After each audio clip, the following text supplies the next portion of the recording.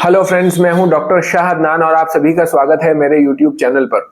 दोस्तों, अगर आपको इरेक्टाइल डिस्फंक्शन है और उसका इलाज भी करा रहे हैं लेकिन वो ठीक नहीं होता, तो फिर ये वीडियो आपके लिए है। क्योंकि इरेक्टाइल डिस्फंक्शन का कॉज जानना सबसे जरूरी होता है और फिर उसके बाद ये जरूरी होता है कि किस ग्रेड का आपको इरेक्टाइल डिस्फंक्शन है। जब ये दोनों चीजें पता लग जाएंगी तो उसी के अकॉर्डिंग फिर इलाज चलेगा। और अगर आप इलाज ऐसा करा रहे हैं या कर रहे हैं, या आपको इलाज करने वाला इस तरह के नीम हकीम है कि इरेक्टाइल डिस्फंक्शन है और उन्होंने बस कुछ दवाइयां रट रखी हैं और वही सबको दिए जा रहे हैं, तो फिर ये कभी भी ठीक नहीं होगा। इस वीडियो में मैं आपके साथ डिस्कस करूंगा कि इरेक्टाइल डिस्फंक्शन कितने ग्रेड का होता है, इसके क्या क्या कॉजेज हो सकते हैं, ताकि आपको ये पता लगे कि आपका इरेक्टाइल डिस्फंक्शन किस ग्रेड का है, उसका कितना इलाज होना चाहिए और उसका कॉज क्या हो सकता है। तो मेरे साथ आखिर तक बने रहिएगा। अगर आपने ये चैनल सब्सक्राइब नहीं किया है तो इसे सब्सक्राइब कर लीजिएगा।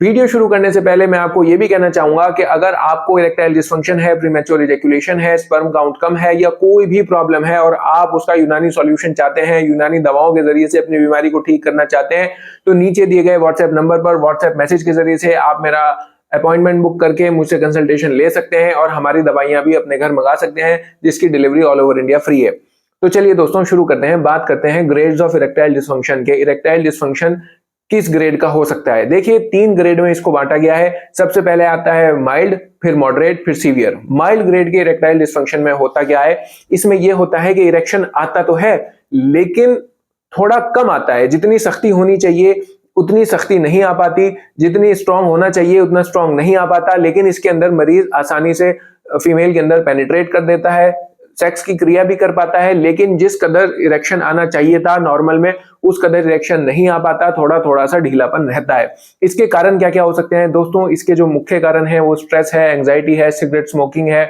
और शराब का पीना है, या आपकी नींद डिस्टर्ब हो गई या खान पान डिस्टर्ब हो गया। इस तरह के जो कॉजेज हैं वो माइल्ड इरेक्टाइल डिस्फंक्शन कॉज करते हैं। इसमें इरेक्शन कभी देर से आता है, आता जरूर है, मरीज पूरे सेक्स की क्रिया को कर पाता है, लेकिन उसके अंदर थोड़ा बहुत ढीलापन रहता है। ये माइल्ड ग्रेड का इरेक्टाइल डिस्फंक्शन है। इसके इलाज की आमतौर से जरूरत नहीं होती। अगर आपको स्ट्रेस एंजाइटी है तो उसको दूर करिए, सिगरेट स्मोकिंग ज्यादा कर रहे हैं तो उसको कम करिए, शराब पीते हैं तो शराब पीना बंद करिए, नींद अपनी प्रॉपर रखिए, खान पान प्रॉपर रखिए। ये अपने लाइफस्टाइल को मैनेज करके ये ग्रेड माइल्ड ग्रेड का इरेक्टाइल डिस्फंक्शन ठीक हो जाता है। अब चलते हैं मॉडरेट पर। मॉडरेट में क्या होता है दोस्तों? इसके अंदर इरेक्टाइल डिस्फंक्शन ये उस लेवल का होता है कि इसके अंदर ढीलापन बहुत ज्यादा रहता है, बड़ी मुश्किल से इरेक्शन आ पाता है और बहुत ढीलेपन के बावजूद मरीज इसमें बड़ी मुश्किल से पेनिट्रेट कर पाता है। और कभी कभी पेनिट्रेट करने के बाद इरेक्शन खत्म हो जाता है, कभी कभी पेनिट्रेट करने से पहले ही इरेक्शन खत्म हो जाता है, लेकिन ज्यादातर केसेस में वो पेनिट्रेट कर पाता है। इसके कॉजेज क्या क्या हो सकते हैं? देखिए, इसके कॉजेज हो सकते हैं ओल्ड एज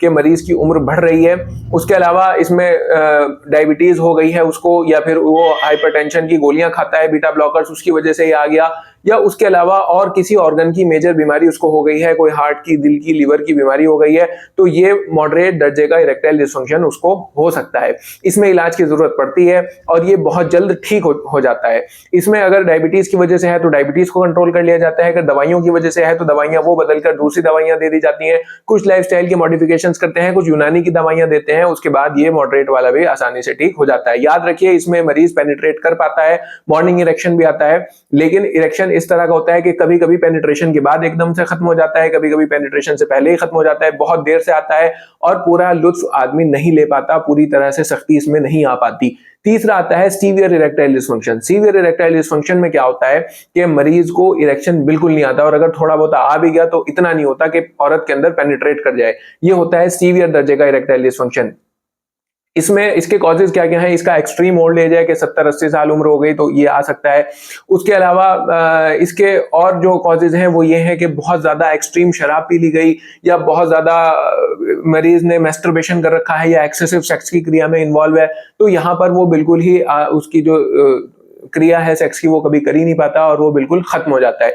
कभी कभी हार्मोनल डिस्टर्बेंस हो जाते हैं, टेस्टोस्टेरोन खत्म हो गया या टीएसएच बहुत ज्यादा उसका बढ़ गया, तो इन वजह से भी इरेक्टाइल डिस्फंक्शन ये वाला सीवियर वाला हो सकता है। इसमें हमें बहुत सघन इलाज की जरूरत होती है, लंबा, कम से कम 2 महीने तक इसका इलाज चलता है, तब जाके उसके बाद ये ठीक होता है।